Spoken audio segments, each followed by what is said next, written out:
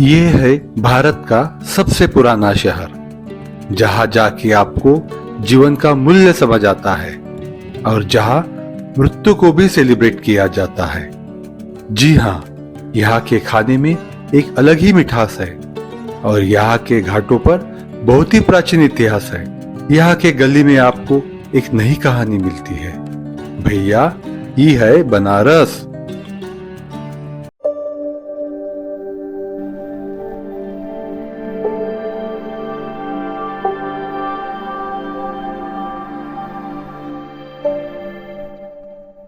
बनारस, काशी, वाराणसी, ये तीनों एक ही सिटी के नाम है। वाराणसी, जिसे भारत का स्पिरिचुअल कैपिटल भी कहा जाता है, जिसमें वाराणसी का नाम दो नदियां वरुणा और अस्सी मिलकर बना है। काशी इस शहर का सबसे पुराना नाम है, जो संस्कृत शब्द कास्या से ओरिजिनेट हुआ है, जिसका मतलब है चमकना। और बनारस, पाली भाषा में वाराणसी नाम को वाराणसी लिखा जाता था, जिससे इसका नाम बनारस पड़ा। प्रेम के लिए काशी से खूबसूरत क्या है? काशी तो वो है जहां महादेव ने सती के प्रेम की प्रतीक्षा की थी। वो काशी जिसने 108 जन्मों की साधना तक सती को पार्वती के रूप में सृजित होते देखा। काशी जहां महादेव ने प्रेम सिखाया नहीं बल्कि जिया भी। काशी जहां संपूर्ण महादेव का नाम भी पार्वती के बिना अधूरा है। वाराणसी में 12 ज्योतिर्लिंगों में से एक काशी विश्वनाथ ज्योतिर्लिंग भी है, जो काफी पवित्र माना जाता है। दोस्तों, काशी सबसे पवित्र नगरी मानी जाती है।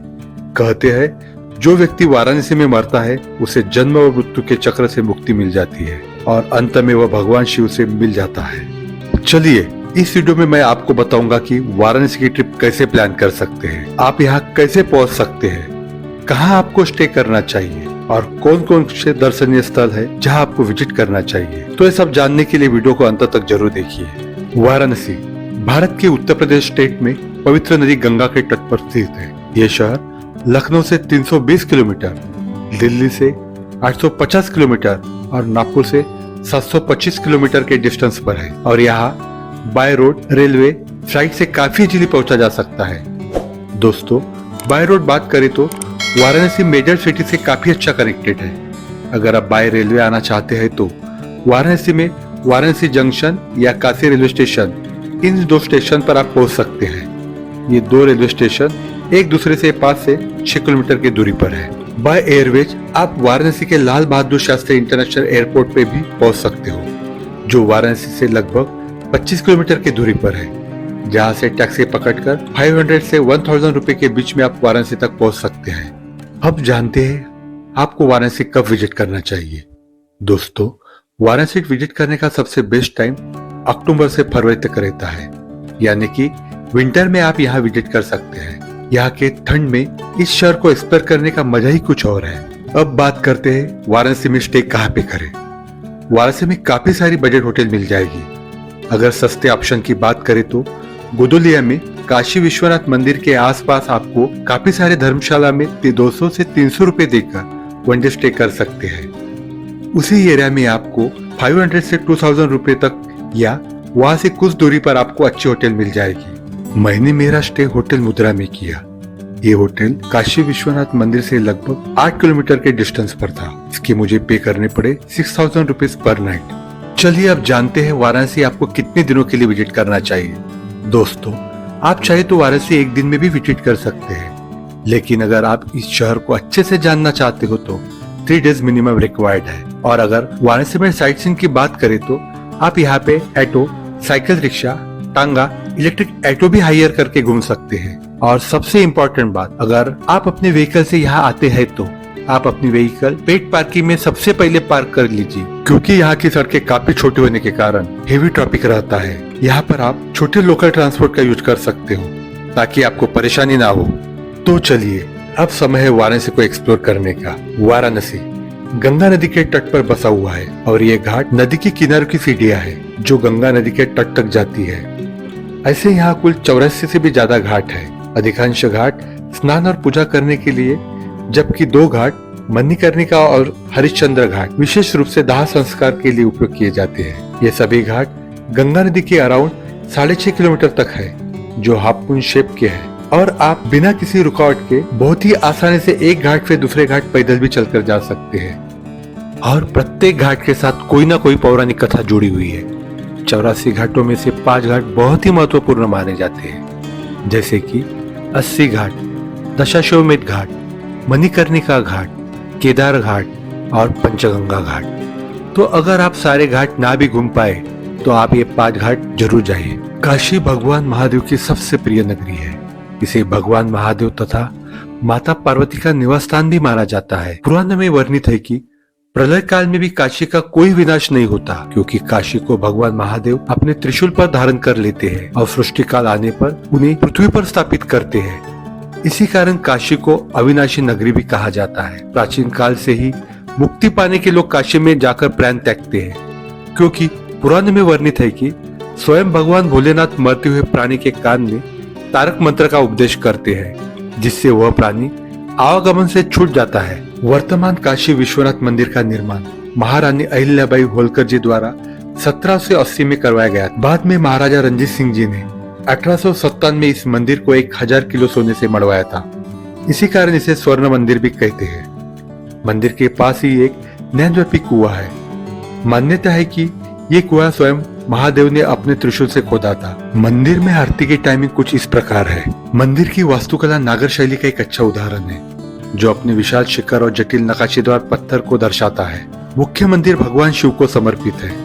मंदिर के गर्भगृह में भगवान विश्वनाथ का प्रतिष्ठित ज्योतिर्लिंग है। मंदिर के परिसर में काल भैरव, कार्तिकेय, अभिमुक्तेश्वर, भगवान विष्णु, गणेश, शनि और पार्वती का भी मंदिर है। साथ ही साथ आप अन्नपूर्णा माता के भी दर्शन कर सकते हैं। और मंदिर के परिसर से 50 मीटर दूर आप काशी अन्नपूर्णा भोजनालय में जाकर प्रसाद ग्रहण कर सकते हैं। काशी विश्वनाथ मंदिर से 1 किलोमीटर दूरी पर आप काल भैरव मंदिर जा सकते हैं। कहते हैं पूरे काशी शहर की जिम्मेदारी भगवान काल भैरव के हाथों में है। काल भैरव को काशी का कोतवाल भी कहा जाता है। इनके दर्शन किए बिना काशी विश्वनाथ के दर्शन अधूरा माना जाता है। काल भैरव मंदिर से 5 से 10 मिनट की दूरी पर महामृत्युंजय मंदिर। ये मंदिर भगवान शिव को समर्पित है। इस मंदिर का इतिहास एक प्राचीन कुएं और शिवलिंग से जुड़ा है। ऐसा माना जाता है कि इस मंदिर में मौजूद शिवलिंग सभी भक्तों को उनकी अननेचुरल डेथ से दूर रखता है। इसी अननेचुरल डेथ पर विजय पाने के लिए भक्तों द्वारा भगवान शिव को मृत्युंजय महादेव के रूप में पूजा जाता है। यहाँ एक प्राचीन कुआं भी है। माना जाता है कि इसका पानी पीने से बीमारियां ठीक हो जाती है। इस चमत्कारी कुएं के पीछे एक कहानी यह है कि आयुर्वेद के भगवान धन्वंतरी ने अपनी सारी औषधियां इस कुएं में डाल दी थी। यही कारण है कि इस कुएं का पानी पवित्र है। मेडिसिनल इफेक्ट के साथ काफी सारे डिसीज को क्योर करने को कैपेबल है और यहाँ दूर दूर से लोग इस कुएं का पानी पीने आते हैं। और अगर आप वाराणसी जा रहे हैं तो इस महामृत्युंजय मंदिर को विजिट करना और इस कुएं का पानी पीना ना भूले। इस मंदिर के बाद आप रत्नेश्वर महादेव मंदिर भी जा सकते हैं, जिसे काशी करवट या लिविंग टेम्पल भी कहा जाता है, जो मणिकर्णिका घाट से 5 मिनट के डिस्टेंस पर है। कहने को तो वाराणसी में कई मंदिर है, पर रत्नेश्वर मंदिर जैसा कोई मंदिर नहीं है। दोस्तों, बाकी मंदिर के अलावा ये मंदिर तिरछा खड़ा हुआ है। इस मंदिर को देखकर इटली के पिसा टावर की याद आती है। वाराणसी का रत्नेश्वर मंदिर महादेव को समर्पित है। इसे काशी करवट या वाराणसी का झुका मंदिर के नाम से भी जाना जाता है। वैसे तो ये मंदिर साल के ज्यादातर समय गंगा नदी के पानी में डूबा रहता है। मंदिर का निर्माण 18वीं सदी में हुआ था। इस मंदिर के पीछे कई कहानियां बताई जाती है। उसमें से एक कहानी ये है, राजा मानसिक के एक सेवक ने अपनी माँ रत्नाबाई के लिए बनवाया था। मंदिर बनने के बाद उस व्यक्ति ने गर्व से घोषणा की कि उसने अपनी माँ का कर्जा चुका दिया। जैसे ही सेवक ने घोषणा की, मंदिर पीछे की तरफ झुकने लगा। ऐसा इसलिए हुआ कि माँ का कर्ज कभी भी कोई चुका नहीं सकता। इस मंदिर में कभी कोई पूजा पाठ नहीं होती, क्योंकि लोगों का मानना है कि ये मंदिर शापित है और यहाँ पूजा करने से उनके घर में कुछ बुरा हो सकता है। मणिकर्णिका घाट वाराणसी के सबसे पुराने घाटों में से एक है। ऐसा माना जाता है कि अगर यहाँ किसी व्यक्ति का अंतिम संस्कार किया जाता है तो उसे तुरंत मोक्ष की प्राप्ति होती है। इसीलिए इस घाट पे चिता की अग्नि कभी ठंडी नहीं होती, यानी कि यहाँ पे आपको 24 घंटे चिता जलती हुई दिखती है। यहाँ के लोगों का मानना है कि जिस दिन यहाँ पे चिता जलना बंद हो जाएगी, उस दिन वाराणसी के लिए प्रलय का दिन होगा। मणिकर्णिका घाट से 5 मिनट की दूरी पर है दशाश्वमेध घाट। धार्मिक, सांस्कृतिक एवं ऐतिहासिक दृष्टि से दशाश्वमेध घाट काशी के प्रसिद्ध घाटों में से एक है। इस घाट से जुड़ी 2 पौराणिक कथाएं हैं। मान्यता के अनुसार भगवान ब्रह्मा ने दशाश्वमेध यज्ञ करने के लिए 10 घोड़ों की बलि दी थी, इसलिए इस घोड़ों की याद में इस घाट का नाम दशाश्वमेध घाट रखा गया। एक अन्य मान्यता के अनुसार इस घाट का निर्माण भगवान ब्रह्मा ने पृथ्वी पर भगवान शिव के स्वागत के लिए किया था। दशाश्वमेध घाट के बाद आप जा सकते हैं केदार घाट। इस घाट का नाम केदारेश्वर लिंग पर आधारित है। कुमारस्वामी मठ द्वारा 18वीं शती में इस घाट को पक्का बनवाया गया। प्राचीन मंदिर में केदारेश्वर लिंग की पूजा करना दुर्गम हिमालय स्थित केदारनाथ की तीर्थ यात्रा जैसे ही आनंददायक और फलदायी माना जाता है। वर्तमान में केदार घाट के पास की गलियों में दक्षिण भारतीय लोगों का बाहुल्य है।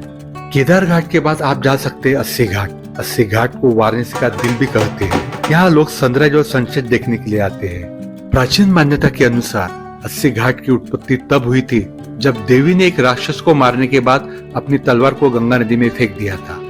वह स्थान जहाँ मां दुर्गा देवी खड़ी हुई थी वहाँ घाट बन गया, जो बाद में अस्सी घाट के नाम से जाना गया।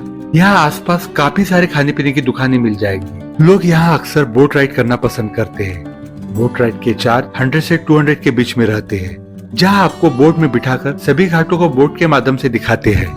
दोस्तों, अस्सी घाट अपने गंगा आरती के लिए काफी प्रसिद्ध है, जो गर्मियों में शाम 7 बजे वही ठंड में शाम 6 बजे स्टार्ट होती है। लोग यहाँ आरती स्टार्ट होने के पहले अपनी सीट संभाल लेते हैं। अस्सी घाट शाम के समय और भी सुंदर दिखता है, जब गंगा आरती भगवान शिव, सूर्य, अग्नि और गंगा नदी के समर्पण के रूप में की जाती है। ये आरती पुजारियों का एक समूह द्वारा की जाती है। इस आरती के दौरान आप इस स्थान की पवित्रता और आध्यात्मिकता का एहसास कर सकते हैं। आप इस अद्भुत नजारे का आनंद यहाँ के गंगा नदी में तैरती नाव पर बैठकर भी ले सकते हैं, जिसका चार्ज 50 से 100 रुपए तक रहता है। यह आरती लगभग 45 मिनट तक चलती है। पुजारियों के बीच शंखनाद, घंटी, डमरू की आवाज और माँ गंगा के जय जयकार के बीच में यह आरती होती है। इस आरती की पहचान पूरी दुनिया में है, जहाँ फॉरेन टूरिस्ट कई जगहों से इसकी एक झलक पाने के लिए यहाँ आते हैं। स्वर्ग से सुंदर काशी की हर शाम है। गंगा आरती को देखकर ऐसा लगता है मानो सारे देव इस आरती में विराजमान है।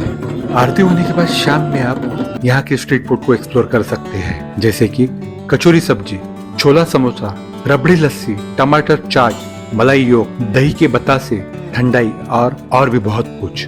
और यहाँ का सबसे फेमस शॉप काशी चाट, यहाँ पे आप जाना ना भूले। और हाँ, यहाँ का बनारसिया पान तो ऐसा है जिसे आपको बिल्कुल भी मिस नहीं करना चाहिए। वैसे तो वाराणसी एक्सप्लोर करने के लिए 1 महीना भी कम है, लेकिन कुछ इस प्रकार एक दिन में मैंने वाराणसी को एक्सप्लोर किया।